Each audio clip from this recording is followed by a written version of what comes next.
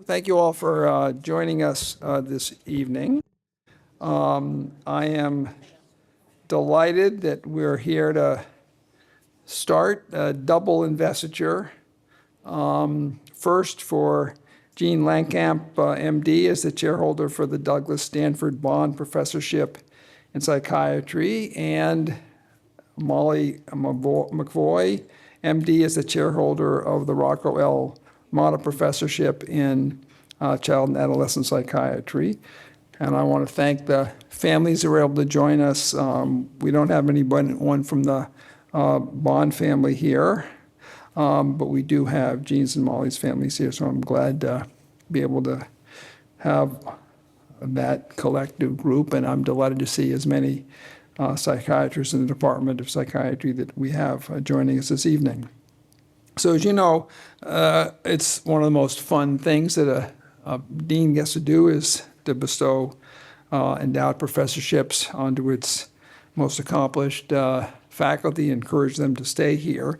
And they really do help us keep our education and research programs alive, and they help us with the overall mission of the school, which I love to reiterate, so I will again, to improve health globally by linking groundbreaking innovation and research directly to patients and populations within a world-class medical and education ecosystem.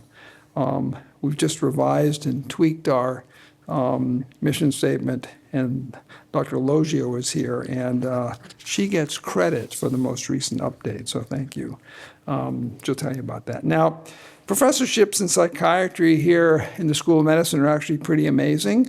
Not only in general do they help us keep our group of individuals with us, but we have 126 endowed professorships in the school. 8 are in the field of psychiatry.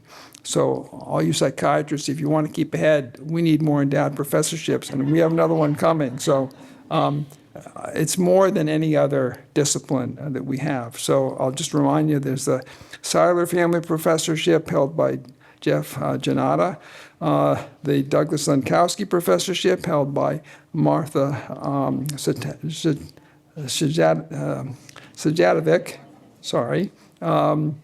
Philip Resnick, MD Professorship in Forensic Psychiatry held by Susan Hatters-Friedman, the James A. Haddon, MD Professorship in Psychoanalytic Child Development held by Kimberly Bell, the Rebecca Barkas Professorship in Translational Psychiatry held by Andrew Pieper, the Krauss Family Professorship in Psychiatry to sustain in the Prevention, Identification, Early Intervention and Fellowship Training Program for Young Adult Mental Health Services held by Michelle Romero with the university. It's actually pretty remarkable, so congratulations on all of you for engaging with that. And it says something special, frankly, about the field. Psychiatrists aren't our biggest wealth management professionals, let's face it, not the field. So it really says that the field in general just attracts individuals interested in its well-being, and I appreciate that. I'm going to detract you for a second with a book that I just received called Listening for a Lifetime from David Joseph, who's a class of 62 in the medical school, a psychoanalyst in Washington, D.C. He's not so young, and he's still active. I saw him a year ago.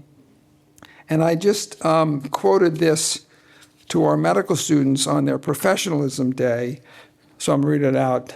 The psychiatrists will know it well, but the rest of us won't. So throughout a psychoanalytic psychotherapy, which may last for many years, the patient is continually assessing how consistently the therapist will adhere to the commitment, the joint commitment of the therapy. The total openness will be responded to emphatically and with a goal of furthering understanding and change, but the patient may express selfishness, seductiveness, anger, competitiveness, I'm quoting, anger, fury, there's more, shame, deep sorrow, loss after intense love, always accompanied by an ever-present, if not always conscious concern that the therapist may respond hurtfully.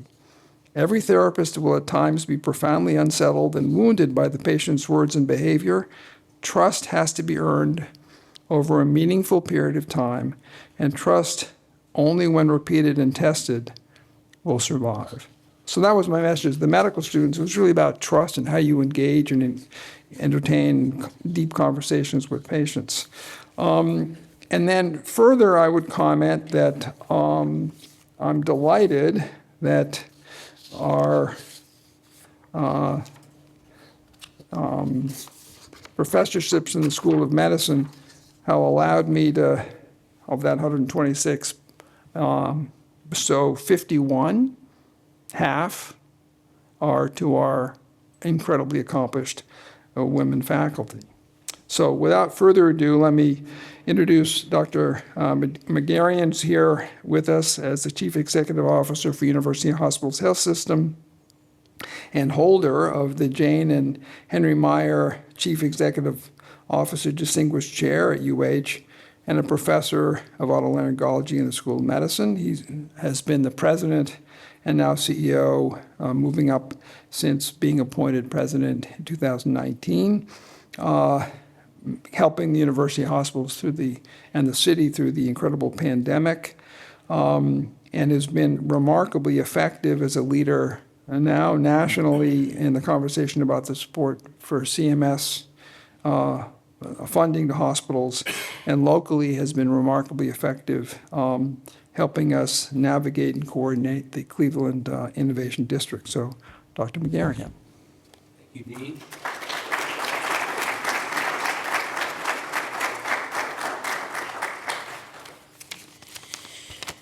Thank you, Dean Gerson, for the warm introduction and for your incredibly steadfast leadership of our academic mission. It's wonderful to partner with you. And for everyone here, it's truly a pleasure for me to be here. As the Dean said, it is the most exciting time celebrating a chair or a professorship with deserving faculty, and I'm so pleased at how close the two organizations are. We're really one organization in many ways. Dr. Jean LeCamp, who's being honored with the Douglas Danford Bond Professorship in Psychiatry, and Dr. Molly McVoy, a recipient of the Rocco Professorship in Child and Adolescent Psychiatry. Jean and Molly, congratulations. I'm very proud of you, and no two better people could receive what sounds like one of the 8 professorships in psychiatry. This is a privilege for you, but also for those of us who know you, it's really fortunate for us to be able to call you colleagues. And to your families and those who support you, clearly, I want to thank you for the love and support that made tonight possible for Jean and Molly. And a special thank you to the donors and the friends whose generosity has made these endowed professorships possible. Your support is essential. And tonight, we celebrate both the future of psychiatry, but also a profound legacy of psychiatry at university hospitals. It was 100 years ago, in 1925, that University Hospitals of Cleveland was formally incorporated as an academic medical center, following the relocation of Western Reserve Medical School to University Circle. That was the plan. That was when it opened, the plain dealer called it, quote, the greatest group of buildings devoted to the physical welfare of mankind anywhere in the country. And it was. 2 decades later, in 1945, a pivotal chapter began when Dr. Douglas Danford Bond joined the School of Medicine to establish and lead a new division of psychiatry between the school, university hospitals, and, interestingly, the Greater Cleveland chapter of the Red Cross. The Red Cross provided financial support for years in exchange for psychiatric services for returning veterans after World War II. The following year, in 1946, the division was officially launched at UH. By 1947, outpatient psychiatric clinics for adults and children opened at Lakeside Hospital, along with the first psychiatric ward. As early as 1951, a School of Medicine publication noted that the ward was constantly full and the clinics were stretched beyond capacity, a reality that still rings true today. The need for behavioral health services has never been greater. And at every step in our history, we have pushed the field forward. In 1988, when I was an intern here at University Hospitals, and I knew this man under the great leadership of Dr. Herbert Meltzer, the first human trials of clozapine were conducted here, work that redefined the standard of care for treatment-resistant schizophrenia. Dr. Meltzer became the first Bond professor, establishing a long legacy of excellence that Dr. Jean LeCamp will continue with distinction today. As chair of psychiatry, psychiatrist-in-chief, and director of UH Behavioral Health Institute, Dr. LeCamp leads a system-wide strategy to ensure access to high-quality behavioral health care across Northeast Ohio. She works tirelessly across departments and with our community partners to build stronger, more equitable systems of care. And Dr. Molly McVeigh, a national leader in child and adolescent psychiatry, is blazing a new trail as a researcher and clinician. One of her crucial projects was leading UH's and CASE's participation in the SOAR study, an unprecedented multi-generational research initiative that was funded by the state of Ohio. The study brought together 12 institutions to better understand the root causes of mental illness and addiction, and just as importantly, the factors that promote resilience. In this project, Dr. McVoy led an effort that may fundamentally reshape how we prevent and treat behavioral health conditions. The numbers behind this work are sobering. 1 in 4 Ohioans live with some form of a mental health issue. 1 in 13 struggles with addiction. 5 Ohioans die by suicide every single day. The work that Drs. LeCamp and McVoy are leading is not only relevant, it is urgent, and it is also deeply hopeful. So tonight, as we honor their accomplishments, we also honor our long tradition of discovery, service, and progress in psychiatry. And we recommit ourselves to the building of the future behavioral health care right here at University Hospitals. So congratulations once again. Jean and Molly, thank you. Thank you for your leadership, and thank you all for being here today.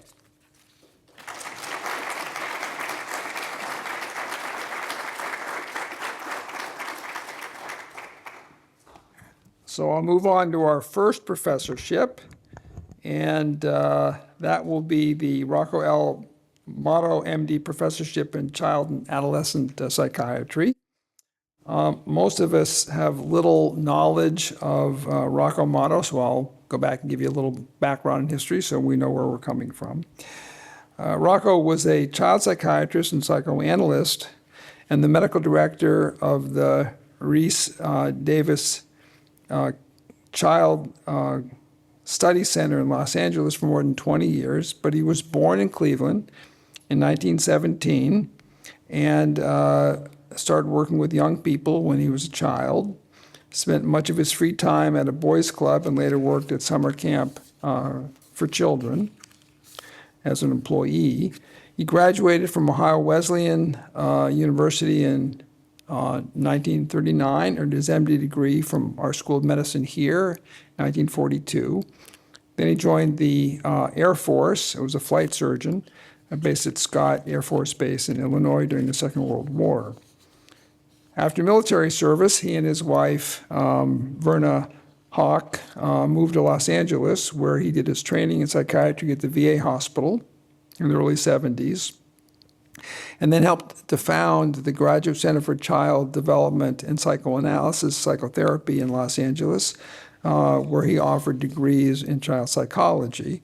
He then left and traveled to Asia, South Pacific, lecturing at children's hospitals and clinics. The Motto's philanthropy is extensive. In celebrating their 55th wedding anniversary, Dr. Motto made a gift to an endowed professorship in honor of his wife at the CWRU Mandel School of Applied Social Science. In 2006, the Mottos made a gift of an endowed professorship to the Cleveland Institute of Art in honor of Dr. Motto's uncle, Joseph Motto, a sculptor who worked on a number of Cleveland churches. to celebrate their 60th wedding anniversary. We should all follow in this pathway. In 2004, the Mottos made a significant gift to Camp Ho Mito Coda, a summer camp in Geauga County for children with diabetes.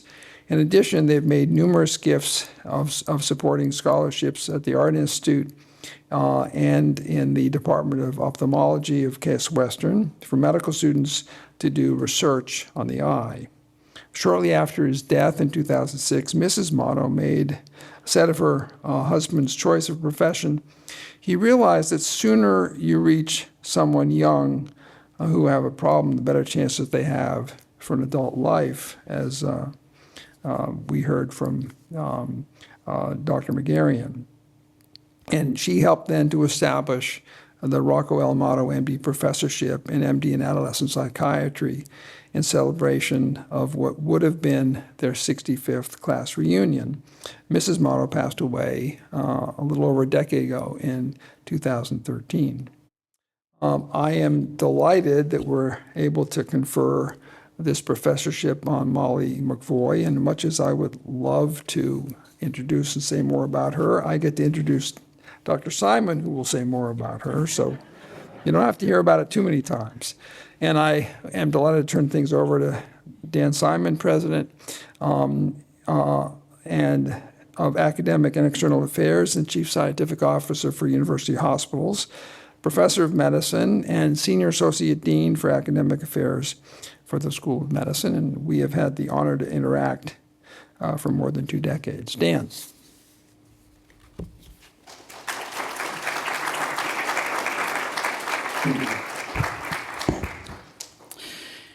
It is a pleasure to welcome you here this evening for the special investiture ceremony for the Douglas Danford Bond Professorship in Psychiatry and the Rocco L. Motto Professorship in Child and Adolescent Psychiatry at Case Western Reserve University.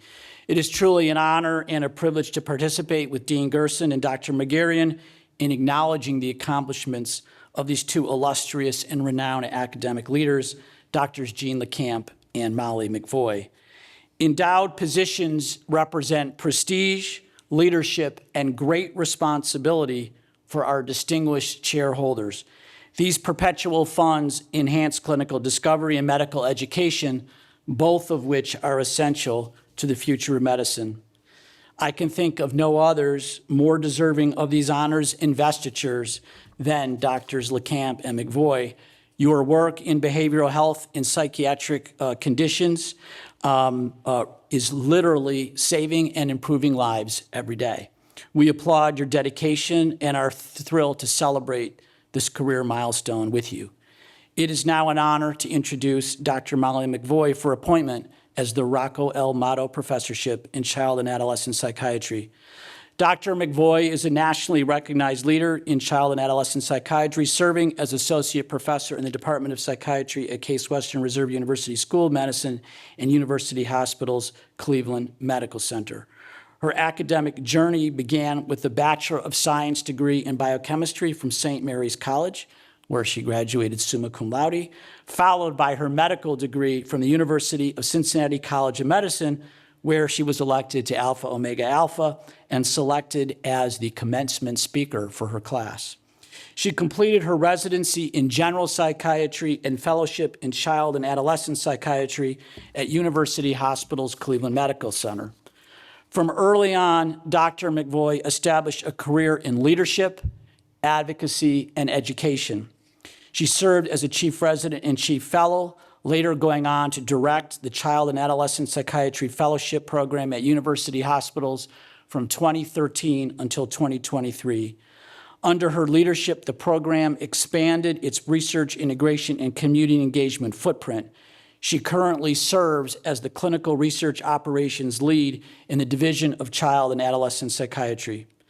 Dr. McVoy's career spans 2 decades of clinical, academic, and research contributions, with a particular emphasis on underserved pediatric populations, psychopharmacology, and emerging mental health biomarkers. Dr. McVoy's research is collaborative and translational. She has led and contributed to numerous federally and privately funded studies, including those funded by the Department of Defense, the Hartwell Foundation, the state of Ohio, and the Elizabeth Severance Prentice Foundation. Her work spans multiple areas, including quantitative electroencephalography, biomarkers in adolescent depression, self-management interventions for youth with comorbid psychiatric and chronic medical conditions, and school-based mental health promotion strategies. Notably, she was named a Hartwell Individual Biomedical Research Awardee in 2020 for her EEG biomarker research in adolescent depression. Dr. McVoy has authored or co-authored more than 50 peer-reviewed articles and several foundational texts in pediatric psychopharmacology. She is a senior editor of the Clinical Manual of Child and Adolescent Psychopharmacology and served as the section editor for Current Diagnosis and Treatment in Psychiatry. She has written extensively on medication adherence, mood disorders, anxiety, biomarkers, and integrative mental health care in pediatric populations. Beyond scholarship, Dr. McVoy is an accomplished educator and mentor. She has served on the Block 6 Coordinating Committee for CWRU's neuroscience curriculum and co-facilitates public education initiatives through the Discovery and Wellness Center for Children. Her mentorship portfolio includes faculty, fellows, graduate, and medical students, and has earned her recognition as an outstanding research mentor by Case Western Reserve University in 2024. Many of her mentees have gone on to present and publish their work nationally. Dr. McVoy is also a key figure in national psychiatric organizations. She has served on the American Psychiatric Association Board of Trustees, the Council of Communications, and the Ohio Psychiatric Physicians Association, where she held roles including treasurer and editor of Insight Matters. She was the recipient of the APA's President's Award in 2014 for statewide education on the DSM-5 and has consistently contributed to shaping discourse around policy, training, and advocacy in psychiatric practice. Internationally, Dr. McVoy has contributed to pediatric and family health initiatives through humanitarian work in Honduras and the Dominican Republic, and through mentorship of early career professionals at institutions like Makerere University in Uganda. These experiences continue to shape her understanding of global child mental health and her commitment to culturally informed practice. Dr. McVoy presents regularly at major national and international conferences, including the American Academy of Child and Adolescent Psychiatry, the American Epilepsy Society, and the Society of Biologic Psychiatry. Her recent talks have addressed machine learning applications in adolescent mental health, school-based intervention outcomes, and biomarker development for mood disorders. In February 2024, Dr. McVoy served as the keynote speaker at the Society of Clinical Research Associates Pediatric Clinical Trials Conference, where she highlighted innovations in pediatric psychiatric research and strategies to enhance clinical trial engagement in youth populations. Not an easy thing to do. In summary, Dr. McVoy is a visionary leader with broad academic experience at Case Western and university hospitals. She has been a productive academic leader in child and adolescent psychiatry. Her work has shown keen ability to develop new knowledge and paradigms, envision change, and implement successful new models for healthcare that result in scientifically and clinically safer and improved outcomes for children and adolescents. It is truly an honor and a privilege to call Dr. McVoy to the podium. Molly, please join me.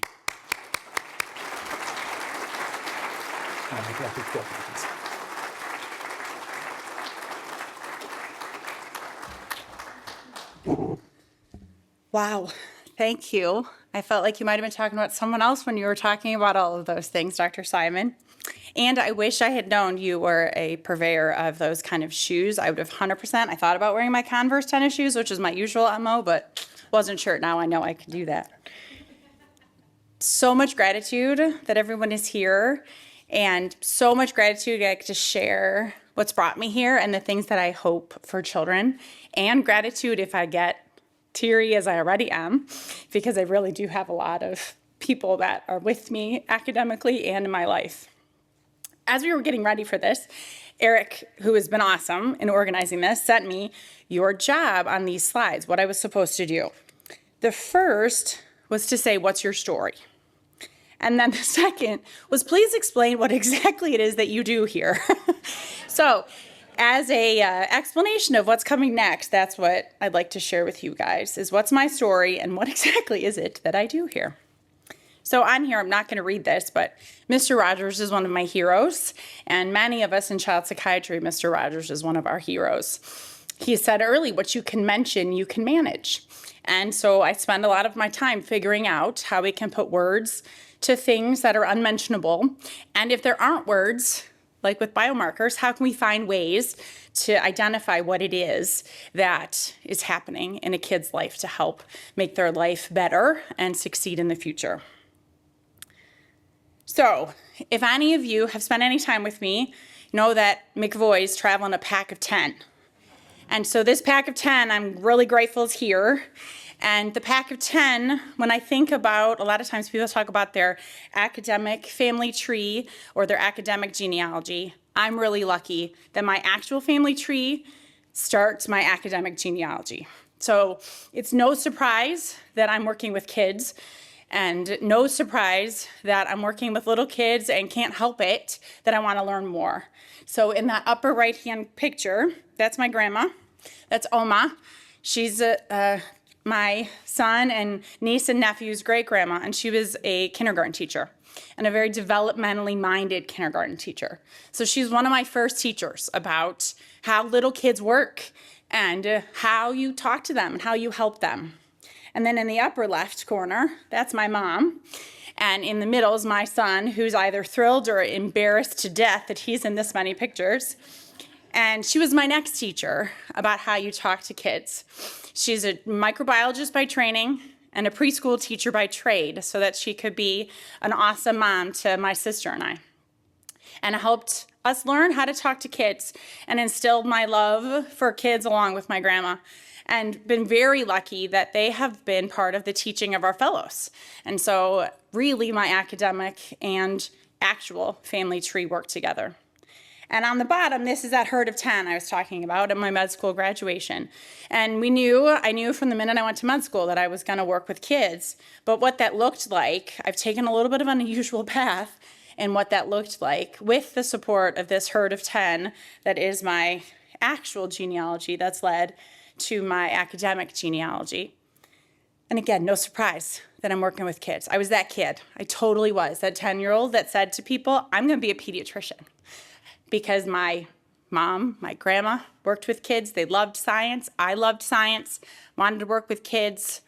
My uncle who's here, he worked in the hospital as a neurosurgical and orthopedic PA. So for sure, I was going to work with kids and be a doctor. Was I going to be a researcher? Probably not, if you would ask me. I did some basic science work as a med student, and it was so boring. I do not have the patience for basic science research. God bless people that do. And so I was very lucky to land in the Department of Child Psychiatry and the people that are now my work family who allowed me to understand the ways that kids need help, which they needed help with someone telling about and writing about the things that they were struggling with and advocating for. So my early life in my career was doing that. So I got to work with the APA and advocate for our underserved patients and do a lot of academic writing. This guy up in the upper right-hand corner, he was previous Rocco Motto, holder of the Rocco Motto Professorship, Bob Finling, and noticed, and he's good at noticing what things were happening, noticed that I was a good writer, and so hooked me into doing a lot of writing with him. And then this crazy lady right in the bottom, this is Nora McNamara, who was a child psychiatrist with us and still works in the community.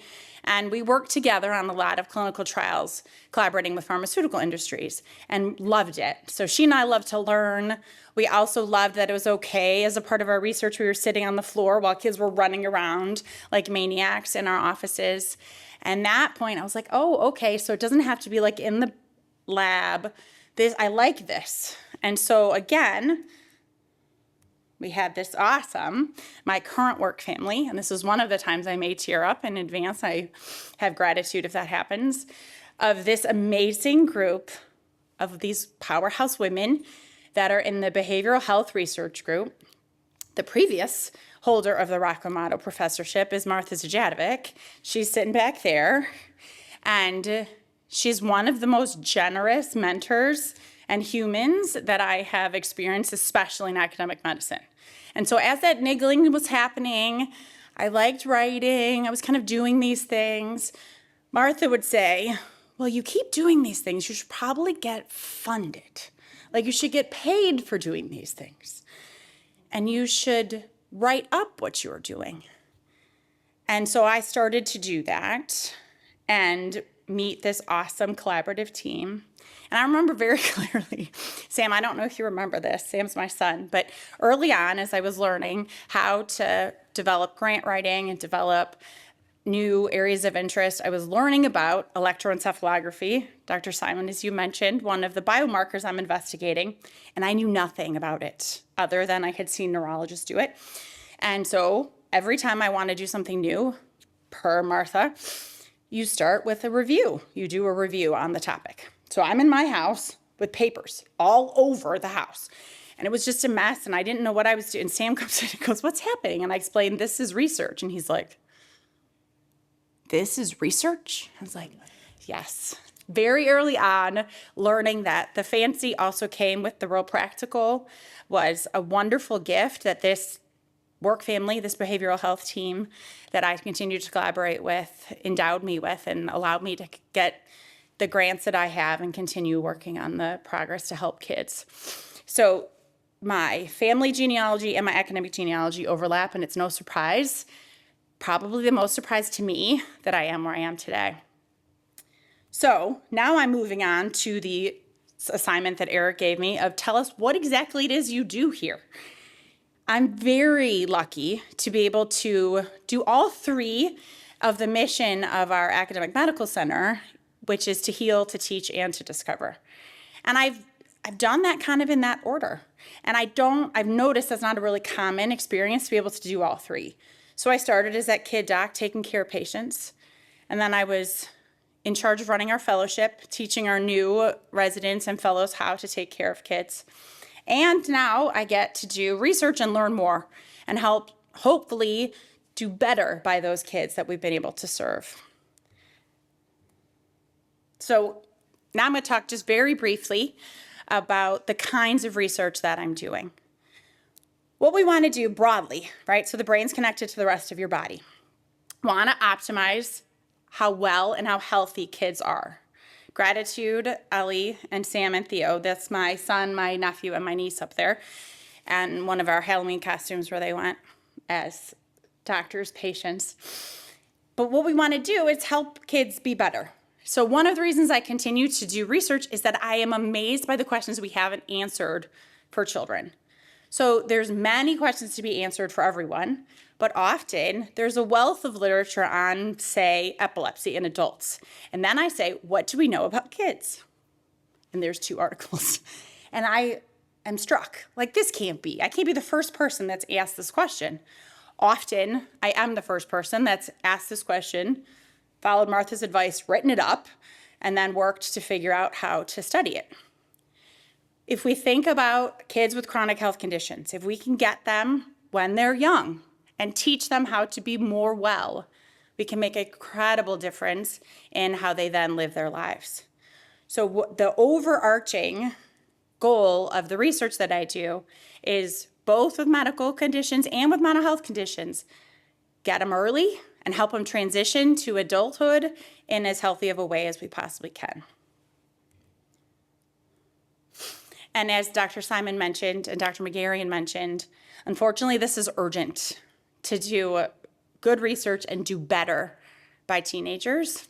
So 1 in 5 teenagers struggle from depression.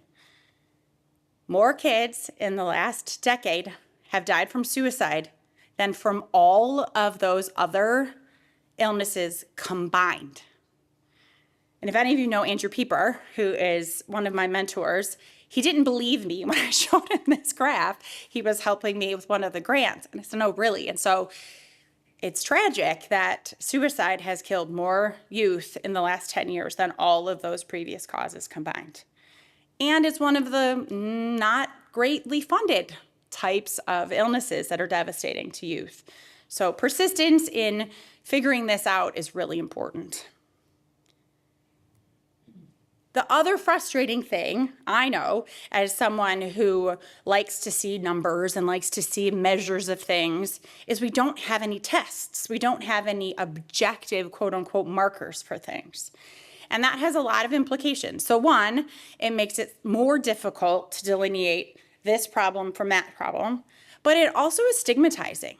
So families come in and I explain based on the time they spent with me that I think this is what's going on and this is what I think will help.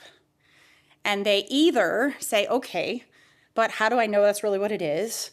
Or often they have been beaten down by people telling them that their kid is bad or they're bad parents. The kid's been thrown out of school. They have heard and been really had an experience that this is somehow their fault. When kids that have participated in my biomarker study for depression, one of the things they're most excited about, even if it's early stage, is that they have a picture. They have this picture of how their brain works that I can actually measure that's telling them something is different than kids without depression. So there's lots of reasons why having some kind of diagnostic marker for generally child psychiatric illness, but for something as potentially lethal as depression is important. So what this is the need. Our team was the first, we were the first to look at EEG in teenagers with depression. Mary Beth, I see you back there. I'm so glad you're here. Mary Beth was sitting in my house, I don't know, 7 or 8 years ago probably now, blind leading the blind, writing some of these first grants. And we were the first to do it because most of this has been looked at in adults to understand how an EEG is that cap or individual leads that are often used to measure seizures or sleep issues. And it's really affordable, it's real available, and so it's really appealing as an available test to look at something related to mental health. And I remember this teenager who usually, and it's a teenage boy, who came in my office, and usually they're not happy to be there. So most of the time, teenage boys come in and like growl at me. Why are you here? I don't know. They made me come. Okay, that's fine. Maybe I should ask your mom and dad. Fine. So that's how we started, was mad and okay. So we talked to mom and dad, and turns out this young man had major depressive disorder. And he probably would have been growling a little bit even if he didn't, but he had gotten more moody and, really been struggling for about 6 months. And so this was this awesome family that was willing to be a part of research. And so we started him on medicine, got him in therapy. And usually what happens, and this is pretty consistent, about 3 weeks, a month later, the parents tell me their kid's better. The kid's kind of like, I don't know, it's the same, the medicine tastes bad. And that was about what happened. But then about 6 weeks later, he comes in. It was the sweetest thing. He says, Dr. Molly, I got my smile back. I was like, okay. When there's times that you don't want to be doing whatever it is, insert papers all over my house that are research, remembering that it can help kids get their smile back. Of course, we're going to continue to do it. So we've been able to early on, in the early stages, show that kids with depression, teenagers specifically, have different ways that their brains are connected when they're not doing anything. We don't have them do any tasks. When their brains are at rest, their brains are connected differently than their healthy peers, which is very exciting. And we've done it twice, which is cool. So we've done it in a population, my first set of population, which was my Got Your Smile Back kid. And they were pretty messy, as most first research samples are. They were like my clinic, basically. So they were on lots of different medicine, lots of different diagnoses. And they looked different. We didn't know for sure it was because of their depression, so we had lots of other questions. So we've just published and analyzed a new set of kids that was from the Hartwell Foundation that Dr. Simon was talking about that we're not on medicine, we're not getting treatment yet, and they too look different than their healthy peers. So it's very exciting. And as a part of that, I've gotten to collaborate with Harvard, with MGH, and learn about machine learning, which talk about stretching a child psychiatrist's brain, is to try to understand what these fantastic computer engineers at Harvard are talking about regarding machine learning.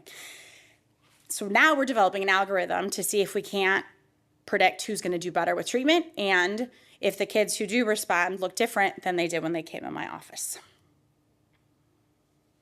I'm going to shift interests. So I came from these teachers that loved science. And part of why I went in to work with kids is the awesome experiences that some of them had working with doctors and sometimes the frustrating experience. So I've always been one of those doctors that's like, you got to talk to the teachers. They know the kids. They spend all day with them. You got to talk to the parents and you got to talk to the teachers. So I've continued to do that as a part of both my clinical care and my research. And what I've learned is that there is nobody, or very few people, nobody is an overstatement. There is very little support being provided to teachers around supporting student mental health.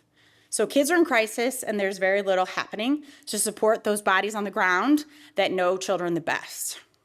So what I've developed is a set of workshops. I keep saying curriculum and that makes the teachers crazy, so I'm trying not to.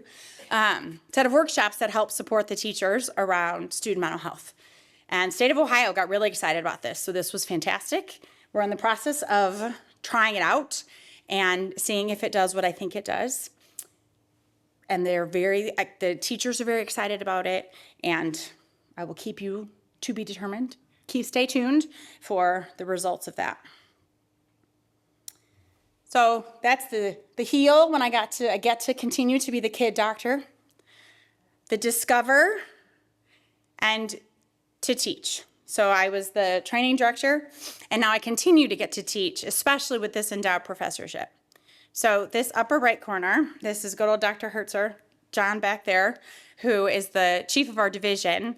One of my favorite teaching and sort of surviving academic writing stories is with John when Bob Finley was still here as the chief, and we were working on this. I was the editor of this sort of throwaway journal at the time, and I asked John, okay, come on, John, won't you write something for this journal with me? And he was like, okay, I know you keep saying this is important, sure.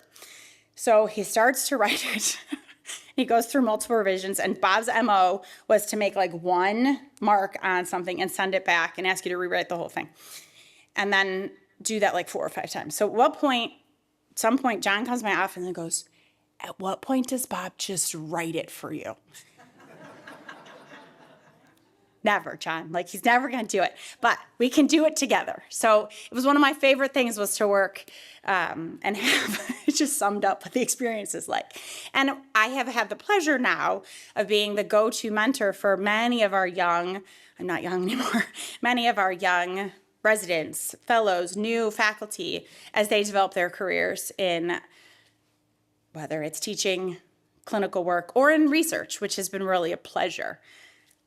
And this pose, so this is what I make everybody do when we go to ACAP, which is the child meeting that we all present at, is we got to take a child. So we're all kid people, so we have to take something fun. It's very hard to make a research poster fun. And so I make someone, usually it's me, because they all look like crazy, squat in front of the poster. And then the poor med students have to take the picture, look at me like we're half a bubble off. So what's next?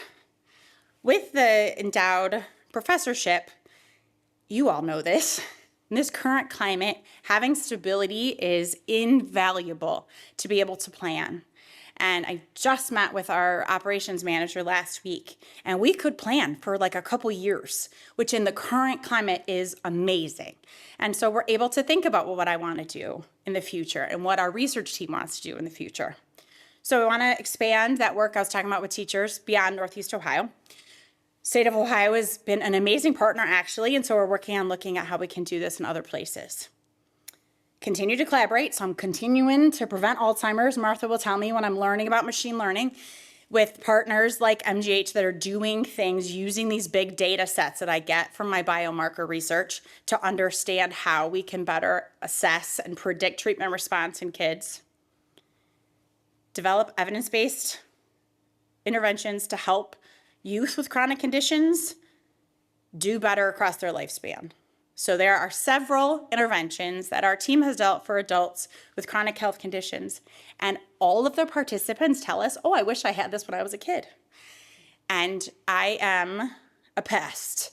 And I am determined, and we are going to get these modified and implemented in a way that makes sense for teenagers and younger so that they can learn early how to be as healthy as possible.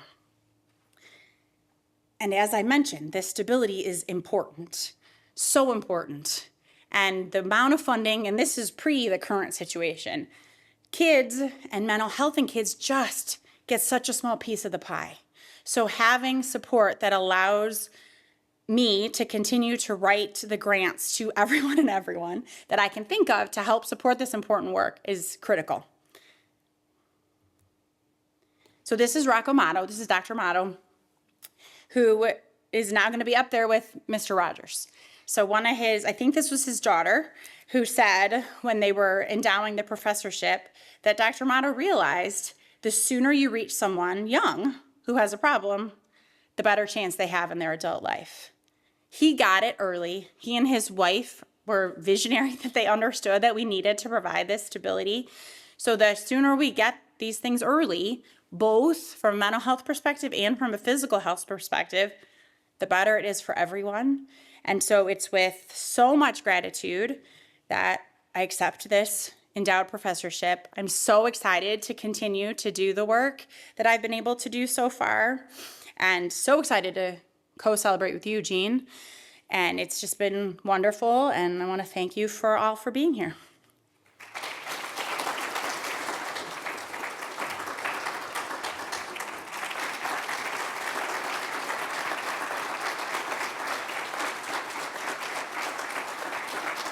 So we're going to move on to the second professorship, the Douglas Stanford Bond Professorship in Psychiatry. And before I start on this, I have to point out that Dr. Bob Ronas gave a full hour talk on the Department of Psychiatry about 2 years ago, which was an absolutely remarkable rendition of the department. So I won't try to recreate it this evening.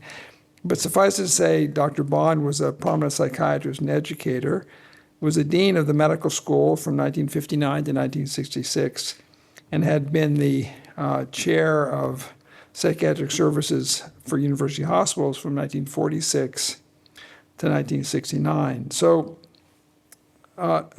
Dr. Doug Bond was born in a town called Waltham, Massachusetts, graduated from Harvard College in 1934, and then received his MD degree at the University of Pennsylvania, and then went on to psychiatric training at Bryn Mawr and Butler hospitals, and then was a fellow at the Institute of Psychiatry at Pennsylvania Hospital, and then at Harvard Medical School. Now, with that background, you might think, well, okay, what's the big deal? Well, it turns out he grew up a mile away from where I grew up in Lincoln. And we were both on the same street of Traplow Road. And I was talking to Bob before we started. It was all about the hill. So there's this huge hill between where Doug grew up and where I grew up. This is true. On Traplow Road. And in Lincoln, we call it Traplow Road. And in Waltham, before the hill, they call it Trapello Road. And it's all about the traps. So this is Boston, which means pre-Revolutionary War, and, dirt roads with stagecoaches. And so they had, this is true, they had traps below the hill, which is how the road was named Trapello, to change the horses in the traps, okay? So they had a place that had to hold the horses to change them out for the stagecoaches. So why does it matter? Well, it turns out that Doug's son went to our medical school, and his name was Thomas Cannon Bond. And so I met Tom, class of 68. I met Tom, who's a psychiatrist, still active in Lawrence, Massachusetts, at a dean's event 2 years ago. And I asked him about the name Cannon, because over there in Lincoln, I grew up with Walter Cannon, who was a son of Brad Cannon, a bunch of docs from the Mass General, huge lineage of Cannon doctors at the Mass General. And my brother was a classmate of Walter. And it turns out that they're both related to the Irish family, Thomas Cannon, who came, much Irish in Boston, if you don't know, came to Boston, had offspring, and they're cousins. Okay, back to what we're here for. So Dr. Bond was an incredibly distinguished psychiatrist, diplomat of the American Board of Psychiatry, and came to chair the department in 1946 here, and headed up and really created the breadth of services that we now find as part of, as Dr. McGarrian mentioned, the entire practice of psychiatry of university hospitals. And they also created courses with parents raising children about psychiatric and mental illness issues. And he was a critical dean. I'll remind you that 59 to 66 was just after Wern, and Wern created the first re-engagement of medical education, which was called the WR1 now training program. The rest, all of us, not quite younger, but medium, were trained in the block program, large classes, now small classes. So Dr. Bond passed away in 1976, and colleagues, patients, friends, family helped to endow the Douglas Danford Bond Professorship, which was established in 1978. And since that time has been held by the chair of the Department of Psychiatry. And I won't make it further ado, but that's always happened through university hospitals. And it is now wonderful that we're able to have Jean Langkamp fill this professorship. And to introduce Dr. Langkamp, I'll ask Dan to come back up. I will comment that I got to know Jean well when she was interim. And we would meet monthly because there's lots going on in the department, and she was just learning the ropes. And for the first 9 months, she was just an interim. And then it occurred to her that maybe she would be interested in the job. And then maybe it occurred to her that she actually wanted the job. And so since I was just far enough away as the dean, we got to have pretty good conversations about how you get that job. And we're lucky it was successful. Dan.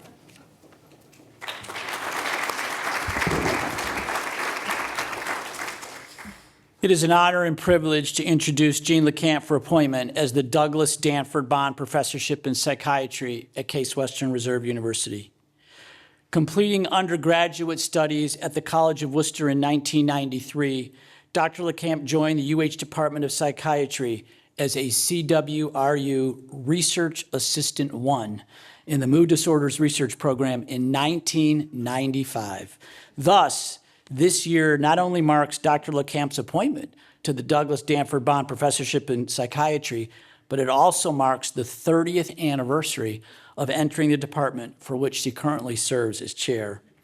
Dr. Langkamp attended medical school at Northeast Ohio Medical University. She then completed her psychiatric residency at the University of Iowa Hospitals and Clinics and her psychosomatic medicine fellowship at Inova Fairfax George Washington University.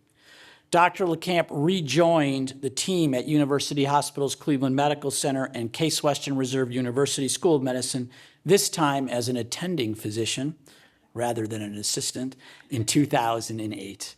Upon her return, Dr. Langkamp embraced opportunities to improve form, structure, and operational efficiencies while focusing on excellent patient care. First, as a core teammate on the consultation liaison team, she was pivotal in creating and expanding educational opportunities for upwards of 10 groups of learners annually, including rotating trainees. Dr. Clamp served as a clerkship director for CWRU students on their M3 core rotation for nearly a decade, during which time she adjusted the structure to include inpatient as well as consultation liaison experiences for all M3 clerkship students. During her years as a consistent presence on the consultation liaison team, Dr. LeCamp became a popular presenter and reliable partner across the CMC campus, presenting myriad of educational topics and collaborating across numerous departments. From medical students to fellows, Dr. LeCamp still cherishes most of all feedback from her former trainees, sharing that they still rely upon lessons learned on her service as they pursue clinical practice. Over the past 17 years, Dr. LeCamp has participated extensively in system-wide initiatives for operational and strategic success. During the COVID-19 pandemic, Dr. LeCamp was central to creating guidelines, structure, and standard operating procedures for the care of patients with psychiatric issues in the setting of a COVID-19 pandemic. Her work contributed to the safe care of patients on both inpatient psychiatry and med-surg floors. Dr. LeCamp has been a member and president of both the Cleveland Consultation Liaison Society and Cleveland Psychiatric Society. She has also been active with the Ohio Psychiatric Physician Association, and she achieved fellowship status in the Academy of Consultation Liaison Psychiatry, and she achieved distinguished fellowship status in the American Psychiatric Association. Most recently, Dr. LeCamp was inducted as a member of the American College of Psychiatrists in 2022. In 2018, Dr. LeCamp was named the director of the newly formed University Hospitals Pain Management Institute, and in 2021, she was named co-vice chair of the UHCMC Department of Psychiatry, and 2022, as Dean Gerson alluded to, interim chair of the department. In 2024, she was named permanent chair after an extensive national search and director of University Hospitals Health System Behavioral Health Institute. With this selection, Dr. LeCamp launched a new era of leadership for the Department of Psychiatry, being its first woman chair. Dr. LeCamp has led the department through changes in personnel, closure of inpatient psychiatric units, actualization of an institute model for behavioral health, and recruitment of quality personnel to breathe new life into the Behavioral Health Quality Network. Most recently, along with key colleagues, she successfully lobbied for and achieved the move of interventional psychiatry procedures to a new permanent home. Importantly, Dr. LeCamp has supported and resourced ongoing research activities in the department, identifying eager junior faculty and encouraging established researchers alike. A passionate and engaged leader, Dr. LeCamp is committed to excellent patient care, outstanding training for future generations of clinicians, and unwavering support of research to facilitate innovation and discovery. Jean, your work as a psychiatrist and your leadership as psychiatrist-in-chief for a health system that treats over 1.3 million patients is responsible on a daily basis, as we mentioned, for saving lives and reducing suffering each and every day. We applaud your dedication and are thrilled to celebrate this milestone. Jean, please join me at the podium.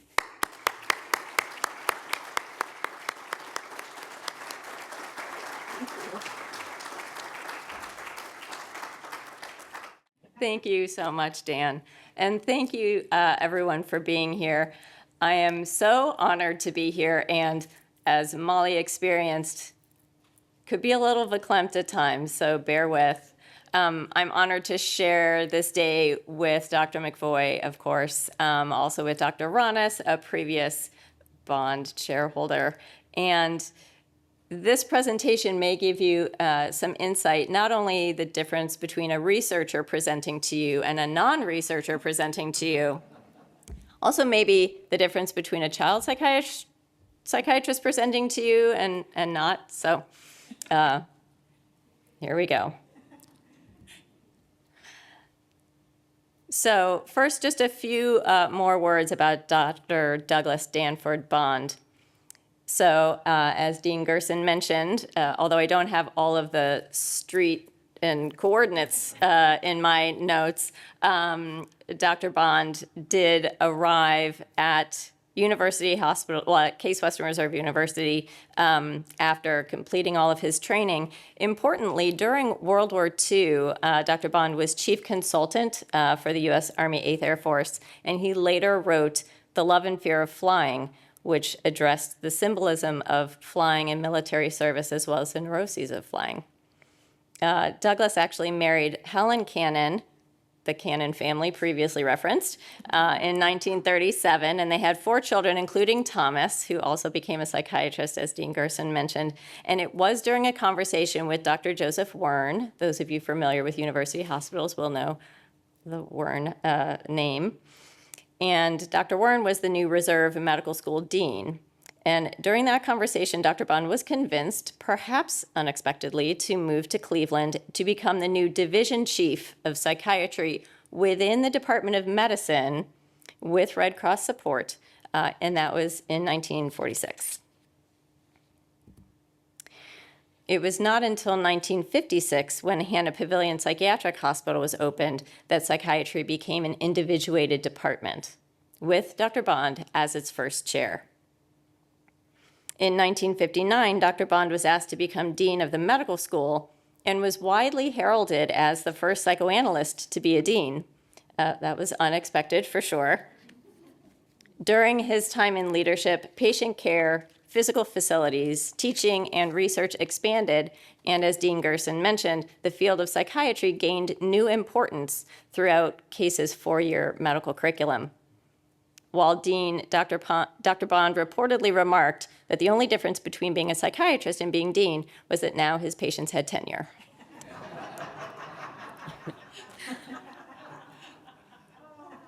In 1969, Dr. Bond did retire from administrative duties to continue teaching and to maintain a private practice. He died in 1976 at the age of 65. After his death, the Douglas Danford Bond Chair was established, and it was the first endowed psychiatry professorship at Case, and I'm honored to be its most recent and first woman chairholder. His son Thomas sent me a letter last year and shared the following. What is rarely acknowledged is the role of women in the department. One of the earliest recruits to the department was Annie Catan, who helped develop the Division of Child Psychiatry, and who was a friend of Anna Freud. And actually, when Hannah Pavilion Hospital was opened in 1956, Anna Freud was in the audience. But the most important woman in the development of the department, Thomas said, was our mother, Helen Cannon Bond, who provided support and wisdom to our father while raising the 4 of us. Helen served as a stabilizing force for Douglas and volunteered in various community activities.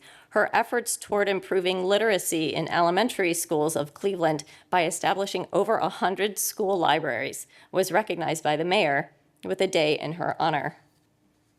And Thomas concluded she would be thrilled to hear of your selection as chair. So now on to another unexpected path. My own unexpected path started right here in Cleveland. I was born and raised here into a wonderful family, and I was armed with energy, boldness, and a robust imagination. My long-suffering grandfather, despite being named Cleofonte, survived many hours playing school, going by the name Henry for some reason.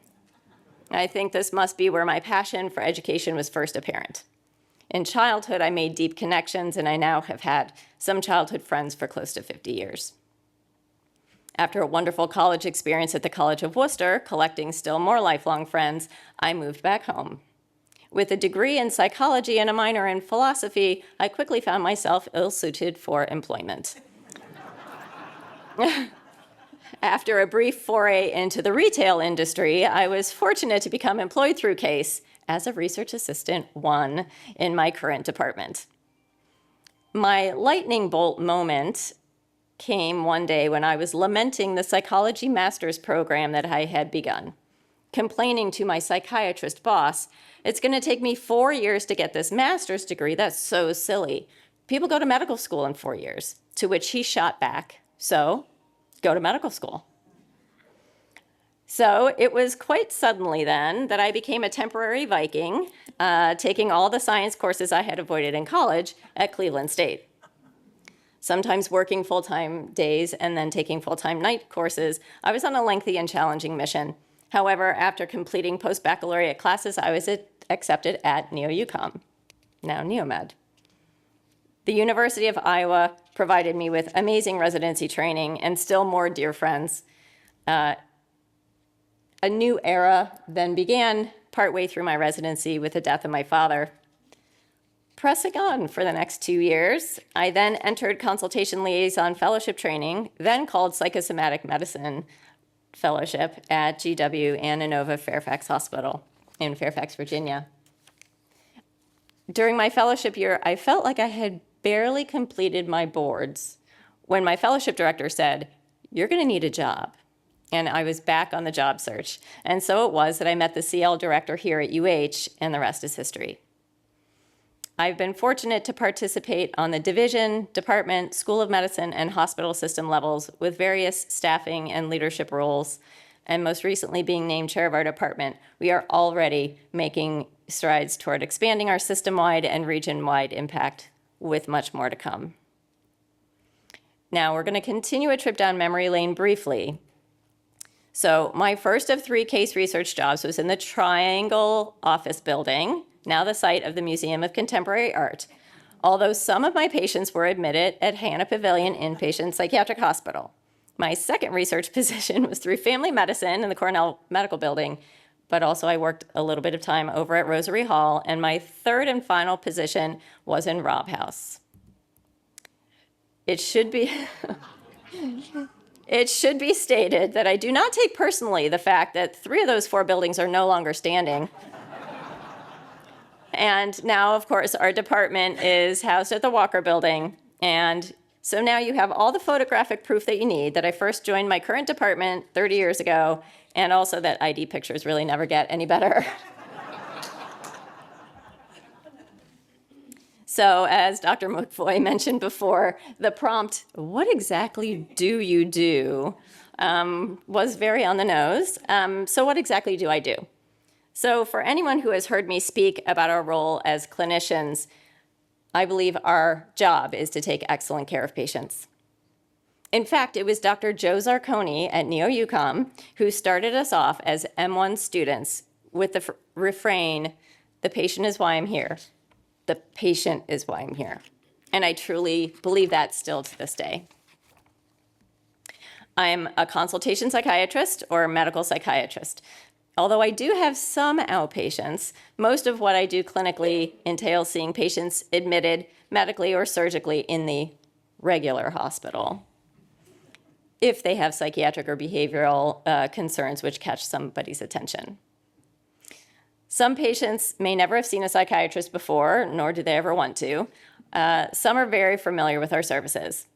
I get to work with teams of colleagues from nursing to primary teams to chaplains to security services and with scores of trainees. And even on difficult days, I remind myself and others that we're extremely lucky to do what we do. Thousands of people would love to do so and don't get the chance. I also love to teach and collaborate. So here are some core lessons that you would learn on my service. Number 1, the only reason we're here is to take excellent care of patients. Number 2, polypharmacy is the devil. So is Xanax. Number 3, don't work harder than the primary team. And number 4, Dr. LeCamp's rule of naked holds true approximately 99% of the time. And if you don't know what it is, you can ask me later. So as a consultation psychiatrist, I do feel a calling to help improve patient lives and to teach and model this to others. Patients deserve to be cared for and about with skill, compassion, and collaboration. And as they are in my personal life, so too at work, relationships are crucial. That means I live in an interdisciplinary, interdepartmental, and sometimes interinstitutional space. I'm so fortunate to work with the incredible caregivers and leaders across our system. I've led some crucially important initiatives, as Dan kindly mentioned, for system-wide COVID guidelines, where we were able to take care of over 500 patients safely with a COVID cohort unit. And also, as of April of this year, the inpatient expansion of care for our uninsured patients. Also, this spring, moving our interventional psychiatry services and resuming those services has been a joy. And as I have evolved in leadership, I work with colleagues across the school, the system, and the region to understand processes, pain points, and opportunities. I've been pleased to partner with regional colleagues to create and lead the Northeast Ohio Behavioral Health Collaborative, which allows for information sharing, engagement with community partners, and recruitment of colleagues across our region. And I've been so honored to support and dip my toe back into the research world that I started 30 years ago. They let me attend meetings is basically what that means. So they've sent me the Zoom link, and I come sometimes, but to support the research endeavors of our department. And of course, I value staying in the ring, even when things get tough. From the early days, I didn't give up easily, and that remains true today. So since taking the reins for our department, we've gone through a lot of change. But through it all, we've remained focused on our goals. Patients have continued to receive excellent care, and not a single trainee's progress has been halted. And of those accomplishments, I am incredibly proud. So the Bond Professorship is a special ratification of my position as the first new Bond chair holder in 20 years and the first woman.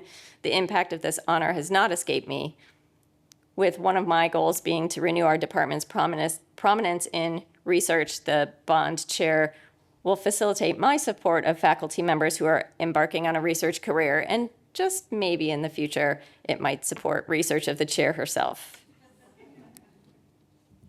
So with deep appreciation to the Bond family and other donors who have contributed to this chair, Dr. Bond certainly had several unexpected elements to his path and notable firsts: being recruited to Cleveland, being the first chair of a brand new department, and being the first analyst to be the dean of a medical school, to say the least.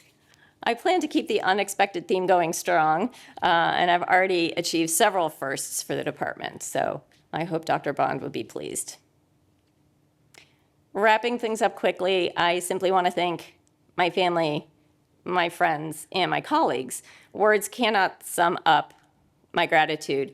It's somewhat unusual for me to stand here as a team-based clinician and a relationship-based human and talk about myself for 10 minutes. Progress, growth, evolution, and success all take a village, and my life is certainly a testament to that.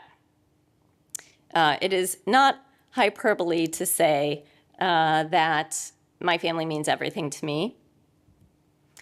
I will confess, I don't think the stethoscope was actually in my ears. So I did choose the picture where you couldn't really tell, but now I told you, so there you go. With my family's support and love and countless hours of praying, their belief in me has been the ultimate force in my life. And my friends, or chosen family, have helped me more than they likely will ever know.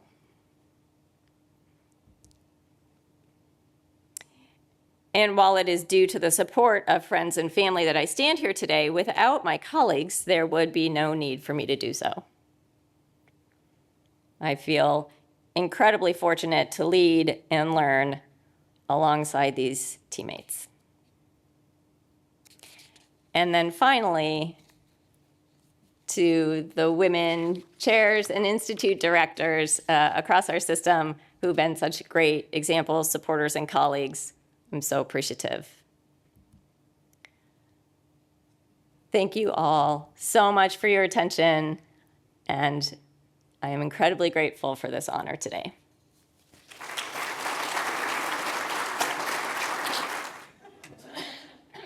So congratulations. Welcome to being the Douglas Bond Professor.